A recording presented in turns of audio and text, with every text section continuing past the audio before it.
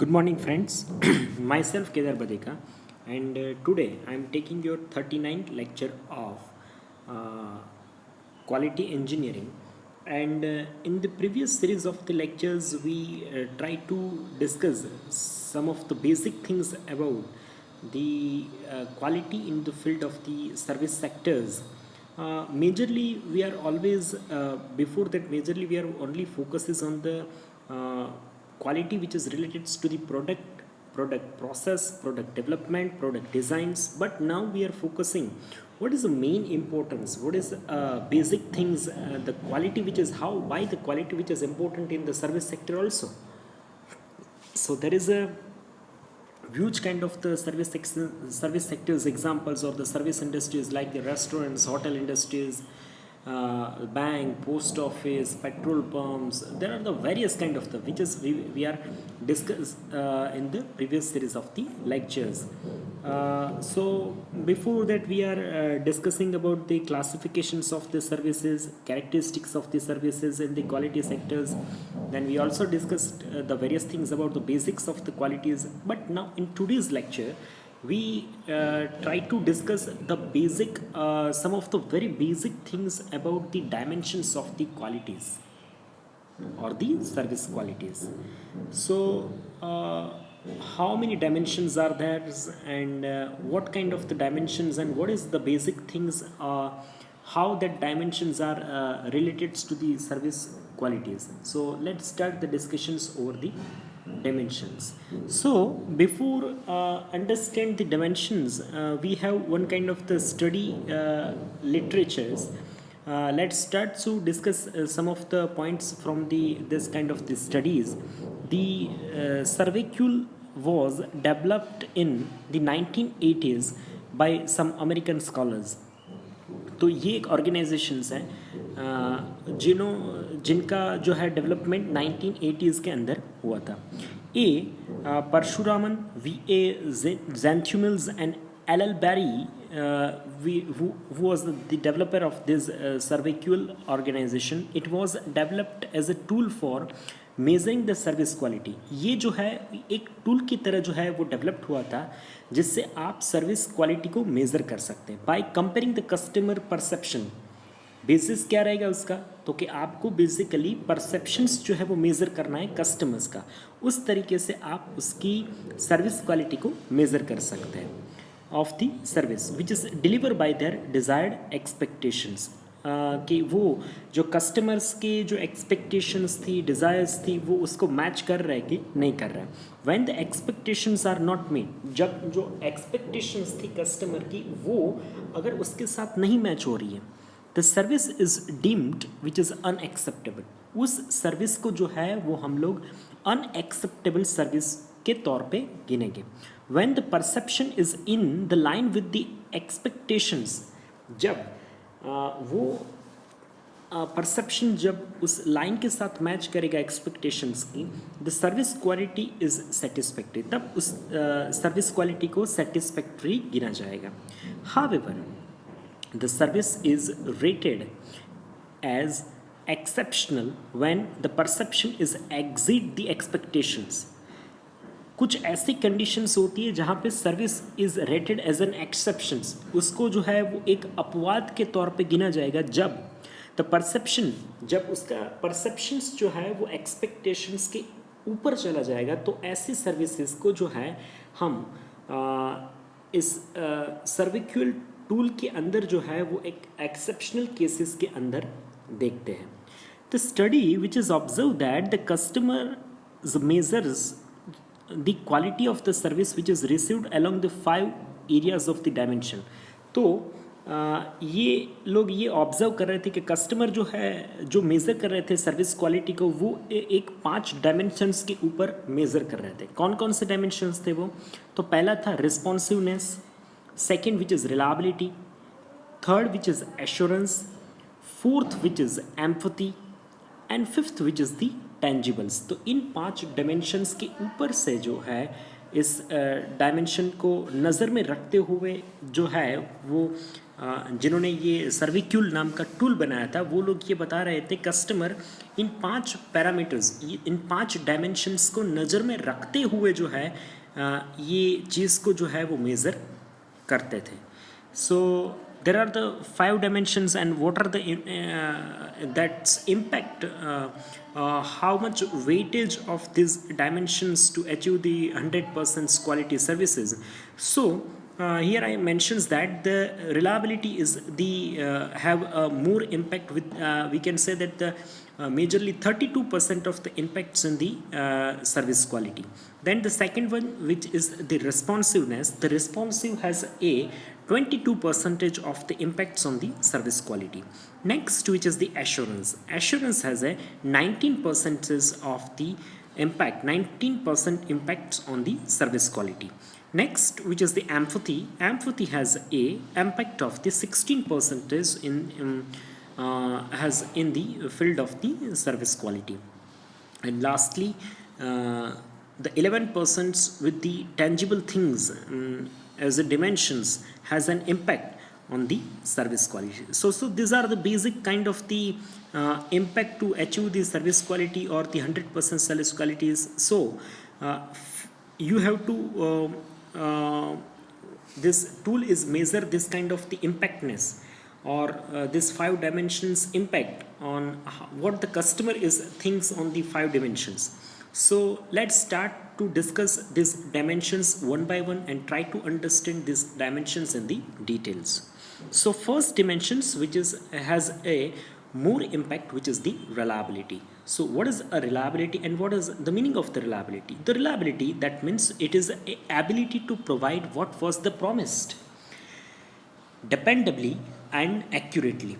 तो ये एक ऐसी एक्यूरेसी, जो रिलायबिलिटी जो है वो एक ऐसी एबिलिटी है कि जो हमने एक्चुअली में प्रॉमिस्ड किया था डिपेंडेबली और एक्यूरेटली वो हम डिलीवर कर रहे हैं कि नहीं कर रहे हैं, that is called as a reliability. तो रिलायबिलिटी, अगर आप किसी को प्रॉमिस करते हो कि ये चीज़ इतना रिलायबल है, कि ये बंदा इतना रिलायबल है, तो वो आपने जो रिलायबल प्रॉमिस दिया था वो एग्जैक्टली एक्यूरेटली उसके साथ मैच कर रहा है, उस चीज़ को रिलायबिलिटी जो है वो बोला जाएगा. This dimension is a measure of how reliable our customers perceives to us to be. ये डायमेंशन हमें ये मेज़र करके बताता है कि हाउ रिलायबल आवर कस्टमर, हमारे कस्टमर जो है वो कितने रिलायबल है, टू बी अस, हमारे लिए कितने रिलायबल है. Can they trust us on deliver on our brand promise, क्या हम पे वो ट्रस्ट कर रहे हैं कि हम लोग अपनी ब्रांड प्रॉमिस के अकॉर्डिंग जो है वो हम लोग उस चीज़ को डिलीवर करेंगे.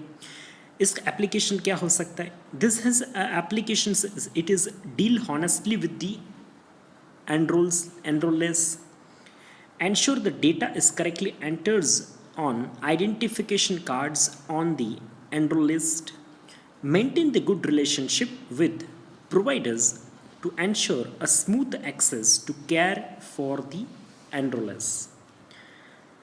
So second, which is about the responsiveness. अब ऐसी रिस्पॉन्सिवनेस वाली जो डेफिनेशंस है, तो इस डेफिनेशंस को मैं आपको और एक तरीके से भी बता सकता हूँ कि रिस्पॉन्सिवनेस यानी आप देखिए जितनी भी फूड जो डिलीवरी एप्लीकेशंस है या फिर ऑर्गेनाइजेशन जैसे जोमेटो हो गया, स्विगी हो गया, तो उनके लिए जो है वो रिस्पॉन्सिवनेस जो है वो बहुत ज़्यादा मायने करती है.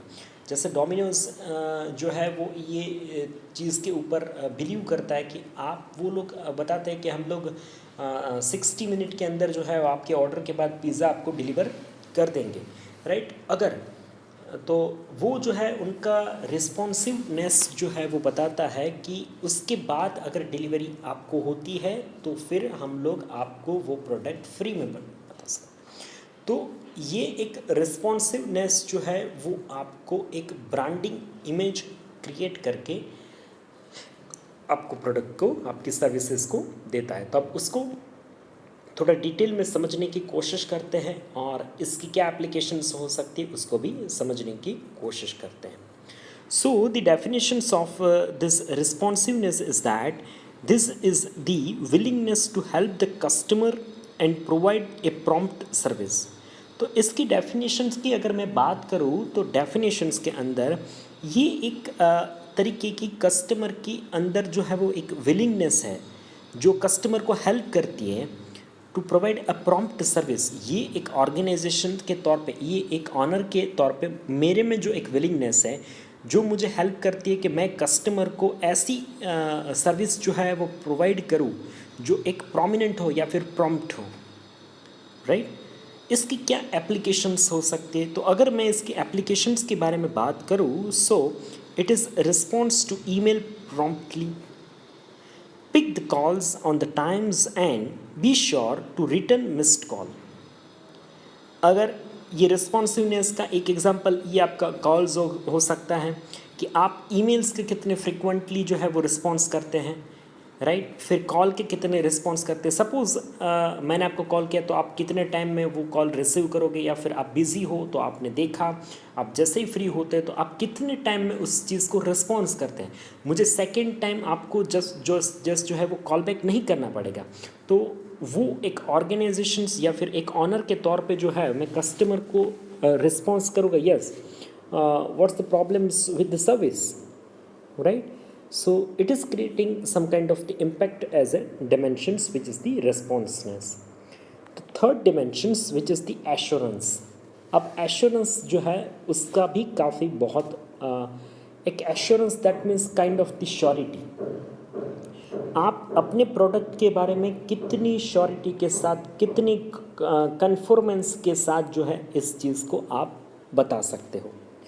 So the assurance is very important aspect or important dimensions in the field of the service quality. So we are facing many kind of the dimensions on many kind of the problems in the field of the service qualities. But whenever the owner or service provider is give some kind of the assurance about their service, right? So I'm giving some kind of the assurance that if I have a food chains and I am saying that I will deliver the lunch in the 30 minutes after your order, after placing of your order, this is the assurance, this is some kind of the surety. So that surety is very much important for the in the field of the quality engineering. So what is the definitions of the assurance in the quality? So it is a ability to convey a trust and confidence। तो एक तरीके का एक trust है जो confidence के साथ आता है, and it is demonstrate the knowledge and the confidence। इससे जो है वो आप एश्योर कब चीज़ कैसे कर सकते हैं। मैं आप सर्विस के बारे में बता सकता हूँ, प्रोडक्ट के बारे में आप बात कर रहे हो, सर्विस के बारे में बात कर, तो आप कितने एश्योरेंस के साथ इतना कैसे बोल सकते हो। तो दो चीज़ होनी चाहिए, एक आपके अंदर का जो कॉन्फिडेंस है as an owner, as a service provider, तो आपके अंदर एक कॉन्फिडेंस, और दूसरा एक चीज़ है आपके पास उस सर्विस के रिलेटेड जो नॉलेज है वो यहाँ पे बहुत ज़्यादा उभर के आता है। अगर उस चीज़ का आपके पास प्रॉपर जो है वो नॉलेज नहीं है, how to serve this services, right, how to behave, how this kind of the basic knowledge which is required. अब ऐसे मैं एक चीज़ आपको एग्जांपल के तौर पे बता सकता हूँ कि आप किसी आइसक्रीम शॉप के अंदर सर्व कर रहे हो, तो आपके पास नंबर ऑफ जैसे एक वैराइटीज़ ऑफ आइसक्रीम है, और आपको बेसिकली उस आइसक्रीम की सारी वैराइटीज़ के बारे में अगर पता नहीं है, तो वो अगर उसके बारे में आपका नॉलेज नहीं है, सो वो चीज़ वहाँ पे एक फेथ जो है वो क्रिएट नहीं कर पाएगी, एक ट्रस्ट जो है वो, कॉन्फिडेंस जो है वो उसके साथ आप नहीं बता पाओगे, और एक तरीके से कस्टमर जो है वो सेटिस्फाई इस चीज़ से नहीं हो सकता है। अब इसका एप्लीकेशन क्या हो सकता है, to know your product and processes. अब इसका एप्लीकेशन है कि एश्योर आप तभी कर पाओगे कि आपके पास, आपको पहले अपने प्रोडक्ट वो कैसे सर्विस देता है और उसकी क्या क्या प्रोसेसेस है उसके बारे में, आप जब तक आपको उस चीज़ के बारे में पता नहीं होगा तो वो आपके लिए यहाँ पे बहुत ज़्यादा दिक्कत जो है वो क्रिएट करती है।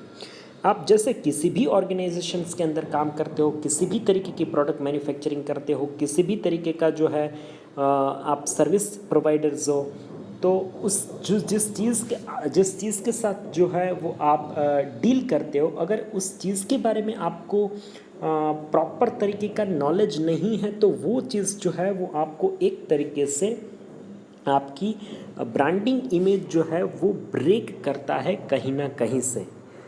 ऐसे काफ़ी सारे ऑर्गेनाइजेशंस हैं, ऐसे काफ़ी सारी कंपनीज हैं जो अपनी प्रोडक्ट और अपनी सर्विसेज के साथ जो है वो एश्योरिटी नहीं बता सकते, तो फिर वो डायमेंशंस के साथ वो वहाँ पे वो कंपनी फेल हो सकती है। Then the next which is the empathy.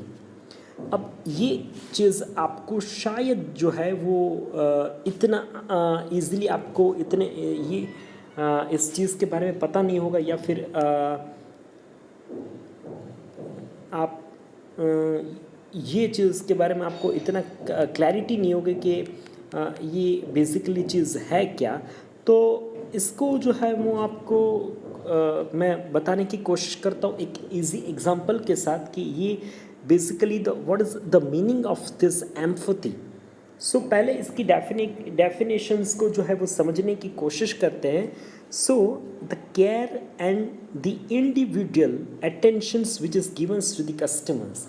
तो अब ये चीज़ आपको यहाँ से इस डेफिनेशन के साथ इस चीज़ को आप बहुत ज़्यादा क्लोजली रिलेट कर पाओगे और क्लोजली इस चीज़ को समझने की कोशिश कर पाओगे।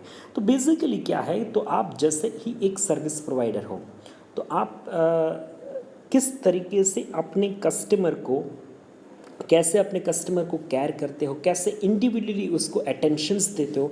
तो basically the customer is want some kind of the attentions whenever they are getting the services, right? They have some kind of their own needs about their services। तो ये जो है वो एक एम्पैथी जो है ना, वो होटल्स, रेस्टोरेंट्स, फिर मोटेल्स, ऐसे बिजनेसेस के अंदर जो है वो बहुत बड़ा रोल जो है वो प्ले करती है सर्विस सेक्टर्स के अंदर। अगर आप एक प्रॉपर अटेंशंस, इंडिविजुअल अटेंशंस उस कस्टमर्स को देते हैं, इंडिविजुअल केयर जो है वो उस चीज़ को प्रोवाइड करते हैं, उस कस्टमर को प्रोवाइड करते हैं, तो वो एक बहुत बड़ा जो है वो वहाँ पे एक इसका इम्पैक्ट जो है वो जनरेट निकल के आता है। और ऐसी चीज़ जो है ऐसी क्लैरिटी के साथ, ऐसी एम्पैथी के साथ अगर आप उस सर्विस को प्रोवाइड करने की कोशिश करते हो, तो ये आपके फील्ड के अंदर बहुत बड़ा जो है वो रोल प्ले करता है सर्विस इंडस्ट्रीज़ के अंदर। What are the applications of this kind of the field? Basically the show is concerns when the interactings with the enrolls। जब भी आप उस कस्टमर के साथ इंटरेक्ट करने की कोशिश करते हो, तो आपको एक कंसर्न्स के साथ बात करने से जो है उस बात करने में आपको ये चीज़ जो है वो बहुत ज़्यादा हेल्प करती है। It is it is showing some kind of the concerns when the interactings with the end rules। जब भी आप उस सर्विस गेनर से जो है इंटरेक्ट करने की कोशिश करते हो, तो एक तरीके का आपका जो है वो कंसर्न जो है वो वहाँ पे दिखता है, और वो जो कंसर्न्स हैं वो आपकी सर्विसेज के अंदर उसका इम्पैक्ट जो है वो दिखेगा। और कस्टमर जो है वो आपका एक तरीके का जो है, जो हमने पहले रिलायबिलिटी जो बताया था ना, एक आपके साथ एक रिलायबिलिटी, एक इसका रिलायबल जो है वो रिलेशन जो है वो वहाँ पे बन जाएगा कि कितना कस्टमर जो है वो आपके साथ लॉयल है, कितना सर्विस आपके पास से ही लेता है। तो ये डायमेंशंस जो है वो वहाँ पे इस तरीके से आपको बहुत अच्छी तरह से हेल्प कर सकता है। It is lessons actively. जब भी ये चीज़ एप्लीकेशंस के तौर पे, जब एम्पैथी, दैट मीन्स व्हाट, ये आपको अप्लाई कब करना है या फिर आप कब एप्लीकेबल्स कर सकते हो, जब कस्टमर आपको कुछ चीज़ बता रहा है उसकी नीड्स के बारे में, उसके सर्विस के रिक्वायरमेंट्स के बारे में, तो आप कितने एक्टिवली उसको सुनते हैं, राइट। नॉर्मली ऐसा कभी कभी जो सर्विस प्रोवाइडर है वो क्योंकि वो बिज़नेस के साथ के साथ बहुत ज़्यादा क्लोजली रिलेटेड होते हैं ना, तो कहीं ना कहीं ऐसा होता है कि वो आपकी आधी बोली हुई बात से भी समझ जाने की कोशिश करते हैं। पर उस चीज़ का जो है वो वहाँ पे इम्पैक्ट ये निकल के आता है कि अगर कस्टमर को ऐसा लगता है कि मेरी बात पूरी सुन नहीं गई है या फिर ये ऑनर जो है मेरा सुन नहीं रहा है, तो वो फिर आपको वो वहाँ पे एक प्रॉपर जो है वो सर्विस प्रोवाइडर के तौर पे आपको नहीं एक्सेप्ट करेगा। Then the tangibles. अब टेंजिबल दिट्स मीन्स कि आप चीज़ को छू सकते हो, किसको छू नहीं सकते। तो सर्विस ऐसी चीज़ है कि बेसिकली आप इस चीज़ को छू नहीं सकते। जब आप उसको सर्विस आप लोगे तभी तभी उसके बारे में आपको जो है वो बेसिकली पता चलेगा, राइट। सो अगर मैं उसकी टेंजिबल की बात करूँ तो उसकी डेफिनेशंस की अगर मैं बात करूँ तो what is the basic definitions. So it is a physical appearance of the personal. So ये एक तरीके के पर्सनल का फिजिकल अपीयरेंस है, फैसिलिटीज़ एंड द इक्विपमेंट, या फिर ये एक तरीके का फिजिकल अपीयरेंस हो सकता है, पर्सनल का हो सकता है, फैसिलिटी का हो सकता है, या फिर इक्विपमेंट्स का हो सकता है। ये कहाँ पे हेल्प हो सकता है हमें। सो इट इज़ एप्लीकेबल और it can be helps to us when maintain a clear and friendly tone of the voice over a phone. ये हमें इस तरीके का जो टेंजिबल थिंग्स है वो एक तरीके से एक वॉइस टोन जो है वो जब हम कस्टमर को फ़ोन पे बात कर रहे हैं तो उस लेवल पे उस टोन को मेंटेन रखने में जो है वहाँ पे हमें हेल्प कर देगा। Then it is also help और also applicables to design and appearance of the email. अब किस तरीके से उस ईमेल को अब डिज़ाइन कर सकते, ड्राफ्ट कर सकते। It is dressings and the presentations of the front desk representative. किस तरीके आप ड्रेसिंग और किस तरीके से आप जो है वो फ्रंट डेस्क से जो है इस चीज़ को प्रेजेंट कर सकते हैं सर्विस को, as well as the appearance of the receptions area. तो उस रिसेप्शंस एरिया से ही आपका जो है जितना आपका रिसेप्शंस एरिया एट्रैक्टिव होगा, इस तरीके से इस चीज़ के साथ वो रिलेट कर पाएगा कि यहाँ पे मुझे ऐसी सर्विस मिलने की पूरी शक्यता है, ऐसे पूरे चांसेस है कि अगर इसका जो है रिसेप्शंस एरिया इतना अट्रैक्टिव है, इतना ब्यूटीफुल है, तो या फिर सर्विस भी इस लेवल की जो है मुझे प्रोवाइड की जाएगी। तो ये जो 5 डिमेंशंस है इस सर्विस क्वालिटी के, तो वो हमने जो है वो आज के लेक्चर्स के अंदर डिस्कशन करने की कोशिश की है। अगर आज के लेक्चर्स में से 5 डिमेंशंस में से आपको किसी चीज़ में डिफ़िकल्टीज़ है, कोई चीज़ समझ में नहीं आए, तो आप मुझे डेफिनेटली पूछ सकते हैं। After watching this video lecture, you have to write your enrollment number into the comment sections. It will be counted as your online attendance. So this is all about the today's lecture. Thank you so much for watching this video lecture.